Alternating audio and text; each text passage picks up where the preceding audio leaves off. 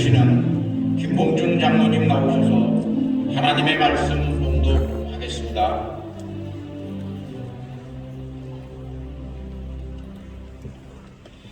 이 시간 은혜 받을 하나님의 말씀은 요한계시록 3장 1절에서 6절까지 제가 봉독해 드리겠습니다.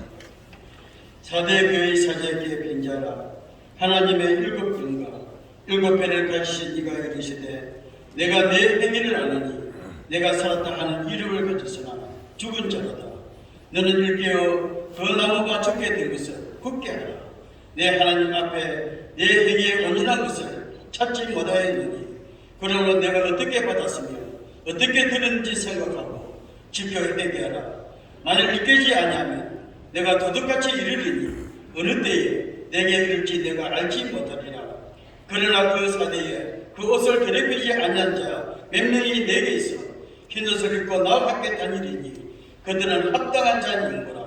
이기는 자는 이와 같이 흰 옷을 입을 것이요 내가 그 이름을 생명책에서 결코 주지 아니하고 그 이름을 내 아버지 앞과 그의 천사들 앞에서 시인하리라. 기 있는 자는 성령이 그들에게 하시는 말씀을 들을지어다. 아멘. 이 시간 분당 우리 교회를 심호하고 계시는 이찬수 목사님 나오셔서 우리에게 역설적인 희망이라고 하는 말씀을 전하여 주실 때 많은 은혜 받으시기를 바랍니다.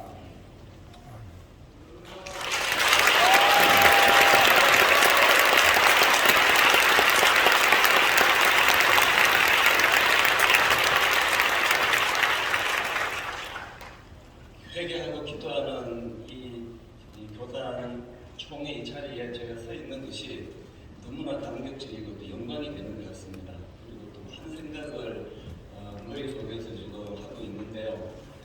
정말 이런 어떤 그 기도 운동이 일어나고 회개 운동이 일어나고 이런 것들이 참 감사하고 좋은데 제 마음에서 떠나지 않는 한 가지 생각이 있습니다. 회개 운동, 기도 운동에 가장 출발점이 될 수 있는 게 뭘까를 생각하면은 그건 두려움이거든요. 하나님께서 이제 이 사대교회의 이야기를 여기다 기록을 하게 하시고 또 사대교회의 비참한 모습들을 주님이 지적하시고 책망하는 그 내용을 여기다 기록해 놓은 거는 이렇게 아주 그 엉망이고 비참한 교회가 있었다 역사적으로 이거를 지식적으로 가르치기 위한 게 아니라 우리가 그럴 수 있는 위험성을 너무나 갖고 있기 때문에 이 사대교회의 사례를 통해서 우리에게 두려움 주시기 위한 것이라고 생각합니다. 요한계시록 3장 1절 말씀 시작이 이렇습니다. 사대교회의 사자에게 편지하라. 하나님의 일곱 영과 일곱 별을 가지신 이가 이르시되 내가 너의 행위를 아노니 너가 살았다는 이름은 가졌으나 죽은 자로다. 이게 두렵지 않으세요? 너무나 모양을 잘 갖추고 온갖 예배하는 데 필요한 이런 그 요소들 좋은 거 다 갖추고 있는데 그 사실은 주님 보시기에 죽었다고 한다고 하면 우리의 이런 몸부림이 뭐가 되는 거겠습니까? 여기에 지금 기록해 놓은 거 보니까 네가 죽었다가 그렇게만 기록한 게 아니라 네가 살았다는 이름은 가졌으나요. 이걸 왜 붙여놨겠습니까? 두려운 거거든요. 막 아예 막 대놓고 막 교회가 그냥 쪼개지고 교회가 이거 뭐 말도 안 되게 비참해지고 뭐 누가 봐도 저 교회는 저거 죽은 교회야. 전부 나 우리게 지금 교회야 저게 이름만 갖고 있는 거지. 차라리 그러면은 안전한 거 아닙니까? 다들 그렇게 얘기하니까. 근데 보니까 그 교회는 막 엄청 좋은 교회라는 겁니다. 여러 가지 잘 갖추고 모범적이고 그래서 여기 보니까 네가 살았다는 이름을 가졌다는 게 누가 그렇게 평가하는 겁니까? 사람이 하는 거 아닙니까? 네가 살았다는 그 이름을 누가 자꾸 그렇게 떠들고 있느냐고요. 지금 주님은 그 죽었다고 생각하고 계시는데 오늘 우리의 이런 기도회가 너무 감사하고 너무 감격적이면서도 너무 화려한 것 같아서 마음이 아파요. 막 여러 순서 맞고 여러 좋은 거 나오고 막 엄청난 것들을 다 갖고 있는데 오늘 이 자리에 우리에게 두려움이 있습니까? 정말 두려움이 있습니까? 모든 사람들이 다 잘한다 잘된다 그러는데 이 시간 주님은 네가 이름은 갖고 있는데 네가 죽었다. 이 기도회가 만약에 주님이 그렇게 평가하신다면 이거 끔찍한 거 아닙니까? 이 한마디가 너무 두렵거든요. 네가 살았다는 이름은 가졌으나 이걸 통해서 우리가 뭘 점검해야 됩니까? 죽은 상태로도 사는 것 같이 다 할 수 있다는 거거든요. 죽은 상태인데 모든 걸 산 사람처럼 할 수 있다는 거거든요. 더 무서운 게 뭡니까? 네가 살았다는 이름은 가졌으나 죽은 자보다 마지막 평가는 이게 죽었는지 살았는지, 이게 건강한 교회인지 병든 교회인지, 이게 정신이 나간 목사인지 엄청나게 신령한 목사인지 마지막 평가는 주님이 하시는 거라는 거예요. 저는 대선 때 일주일에 한 번씩 여론조사하고 이것들을 보면서 전혀 좀 안 되는데 생각이 드는 거예요. 계속 일주일에 한 번씩 여론조사해서 누가 몇 프로 누가 몇 프로 그러니까 모든 후보들이 다 그거를 파퓰리즘이라 그러잖아요. 일주일 만에 여론을 반전시킬 만한 뭐를 내놔야 되니까 100년, 200년을 내다보고 공략하고 이런 건 눈 씻고 봐도 없고 당장 이번 주에 여론을 끌어올려가지고 표를 더 끌을 수 있는 이런 것들로만 갖고 있는 이거를 보면서 아니 우리나라 정치가 이러면 안 되는데 걱정을 하면서 교회는 안 그런가? 여러분 교회는 안 그렇습니까? 지금 교회는 안 그렇냐고요? 모든 교회의 평가는 그게 몇 명 모이느냐? 연예인을 쓰시지 왜 저 같은 걸 목사로 쓰시겠냐고요? 평가는 주님이 하세요. 주님의 평가로 나는 어떤 평을 받을지에 대하여 두려워한다면 우리는 이러면 안 되는 거 아닙니까? 평가는 주님이 하신다고 한다면 진짜 이렇게 목회하면 안 되는 거 아닙니까?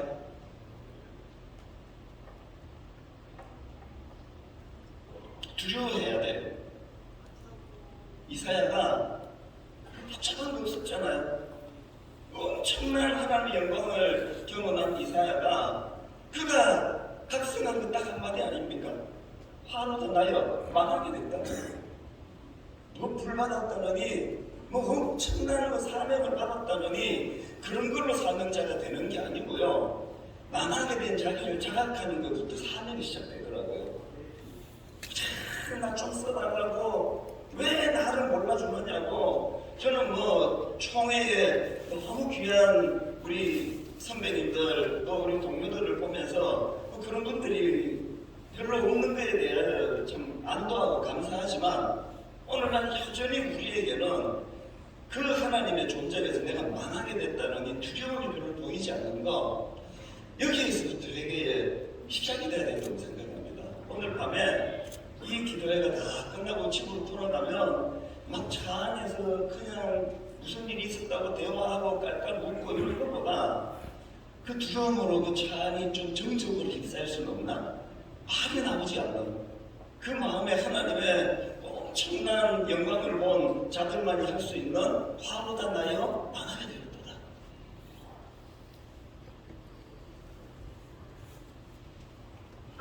그런가 하면 여기 보니까요, 주님이 이제 평가를 내리시는데 평가 기준이 1절을 다시 보십시오. 사대교회의 사자에게 편지하라. 하나님의 일곱 영과 일곱 별을 가진 이가 이르시되 내가 네 행위를 평가한다는 거예요. 우리는 계속 행위가 아니라는데 우리는 믿음을 중요하게 생각하는데 주님은 행위를 보시네. 행위를. 네 행위를 내가 안다고. 그럼 뭐 행위에 뭐가 문제입니까? 2절을 보니까 너는 일깨어 그 남은 바 죽게 된 것을 굳건하게 하라. 너 하나님 앞에 너 행위에 온전한 것을 찾지 못하였노니. 주님이 행위를 가지고 우리 행위를 가지고 평가하시는데 그 행위가 일을 얼마나 많이 했나, 교회를 얼마나 크게 만들었나, 얼마나 한국교회에 일어나는 그런 일을 했느냐의 행위가 아니라 여기 보니까 하나님 앞에서 네 행위가 온전하지 못하다는 거예요. 막 일을 엄청 많이 하는데 막 교세 키우려고 엄청 노력을 하는데 그게 하나님 보시기에 이건 아닌데 이게 마음을 다하고 뜻을 다하고 성품을 다하고 중심을 가지고 하나님을 사랑하라 했을 때 우리의 예배가 이렇게 화려할 필요가 있을까요? 코로나19가 터지고 나서 모든 교회들이 당황하고 있는 이 현실 앞에서 정말 우리가 내실 있는 하나님의 성도들로 그렇게 양육하고 길러서 어느 자리에 있든지 간에 그 골방에서 주님이 보시기에 얘가 드리는 예배는 이건 진짜 예배다, 이렇게 가는 건 좀 어려운 건가요? 골방 깊은 곳에서 하나님 앞에 예배하는 그 예배 속에서 네 행위가 나를 너무 흡족하게 한다, 주님이 이렇게 평가하실 수 있다는 거 우리 간과하고 있는 거 아닐까요? 오늘 이 기도에 가져야 되는 첫 번째 요소가 두려움이라면 두 번째 요소는 회개예요. 회개. 아까 우리 송 목사님이 잘 인도해 주셔서 마음에 불을 지펴주시면 너무 감사하거든요.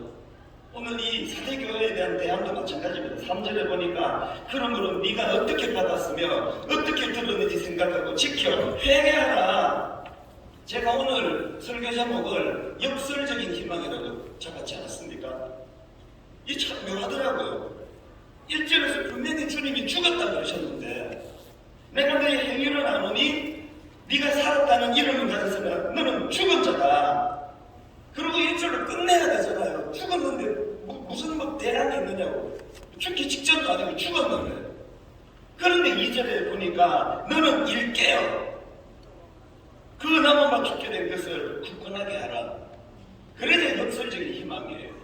오늘도 하나님이 그 교회를 부재람하십니까? 희망했다는 뜻이에요.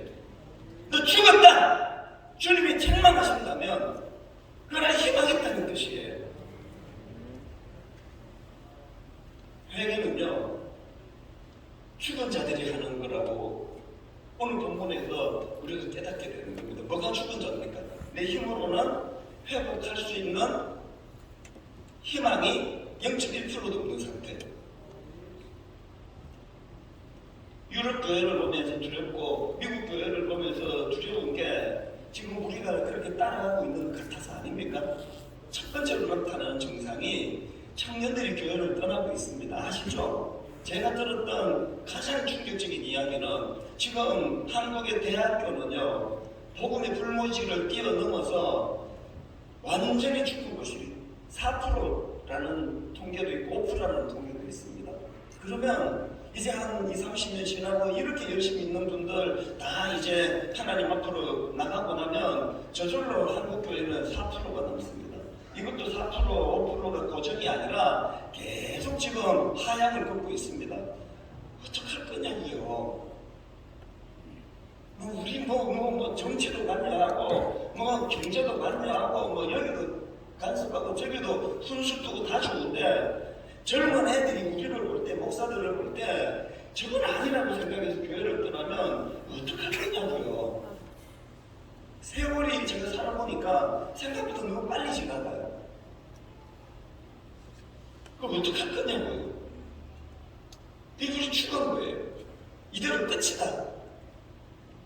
세대교회에서 처음 와보는데 얼마나 많은 분들이 수고해서 이렇게 아름다운 그런 본당을 건축했을까. 대단하다 그 생각밖에 안 들거든요.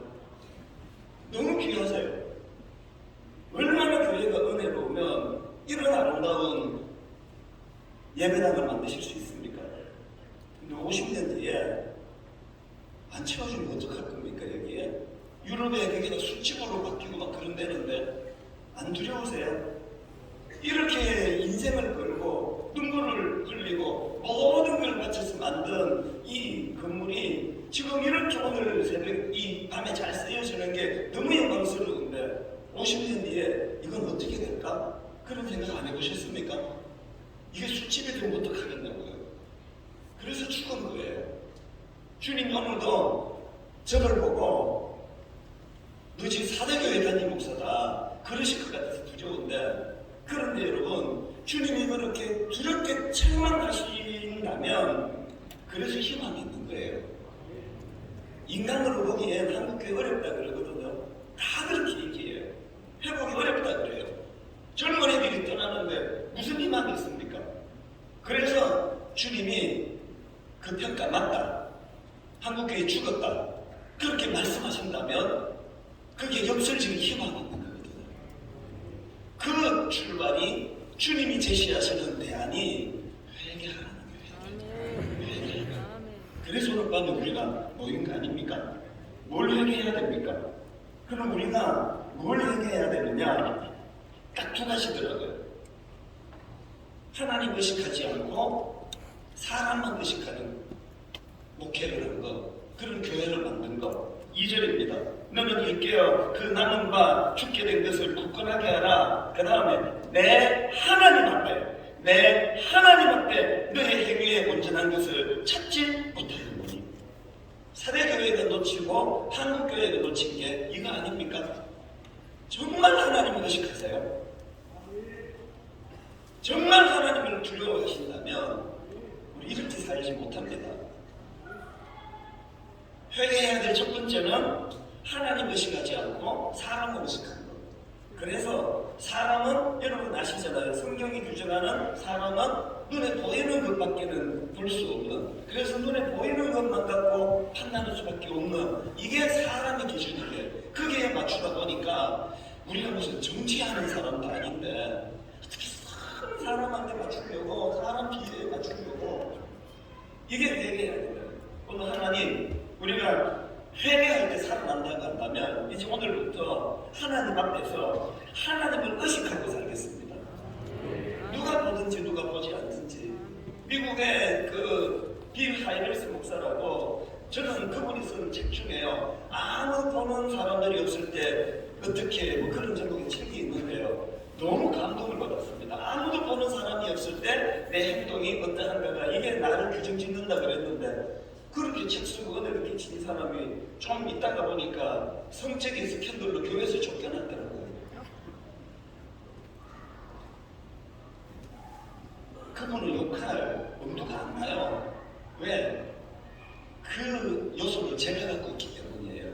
간단해서 말하는 거하고 실질적으로 두려워하지 않고 하는, 그래서 간단해서 막 설교를 해대는 거는 사람들에게 이 찬수 목사 설교 잘하네, 속이 다 시원하네, 이러려고 하는 설교면은 이제 그 다음 차례는 저예요. 한 7, 8년 전에 막 유명한 목사님이 이상하게 막 클레이에 막 축축 낙엽처럼 성적인 문제, 재정 문제 막 쓰러질 때 저는 그 해를 잊을 수가 없어요.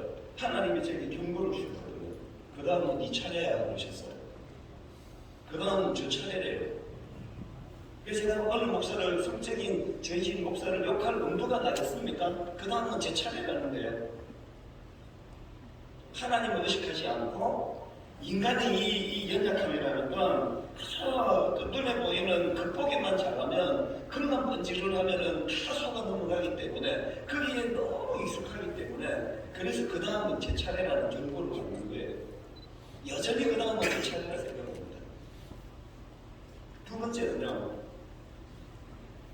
주님은 동행하는 데 힘쓰지 않은 걸 회개해야 됩니다. 4절에 보니까 그러나 사대에 그 옷을 더럽히지 아니한 자 몇 명이 내게 있어 흰 옷을 입고 나와 함께 다니리니. 참 이 사대교회 같이 주님이 죽었다고 말하는 그런 교회도 살아있는 자들이 있네요. 이게 오늘 한국교회 희망 아닙니까? 한국교회 썩어 빠졌다고 모든 사람들이 다 얘기하는데, 오늘도 너무너무 존경스러운 권사님들, 너무나 존경스러운 장로님들, 너무나 존경스러운 청년들, 집사님들이 곳곳에서 있기 때문에 오늘 주님이 그런 자들을 평가하세요. 흰 옷을 입고 나와 함께하는, 그 옷을 더럽히지 아니한 자들이 있다고. 제가 이 말씀을 묵상하다 보니까요, 주님과 동행하는 자는 어떤 자들입니까? 그리고 자기 옷을 더럽히지 않은 자들은 어떤 사람입니까? 여기 보니까 흰 옷을 입고 나와 함께 다니니에요. 누가 흰 옷 입은 자입니까? 누가 사람들 앞에 우리 저 목사님 대단해 이런 평가를 받는 게 아니라, 주님이 생각할 때 얘는 흰 옷 입은 몇 남지 않은 진짜 목사야, 누가 그런 평가를 받을 수 있느냐고요? 주님과 동행하는 사람이에요. 여러분이 다 아시잖아요. 창세기 6장 9절, 이것이 노아의 조건이라 노아는 의인이요 당대의 완전한 자라. 그 다음에 그는 하나님과 동행하였으며, 큰 교회 만드는 목사가 의로운 목사가 아니라 하나님을 동행하는 목사가 의로운 목사래요. 세상에 많이 알려진 목사가 대단한 목사가 아니라, 오늘도 상가교회 습기 많은 지하에서 참 고군분투하는 전혀 알려지지 않은 목사님이라 할지라도, 그래서 그분이 하나님의 존재에서 날마다 눈물로 하나님을 부르짖어 사모한다면 그분이 의로운 목사님.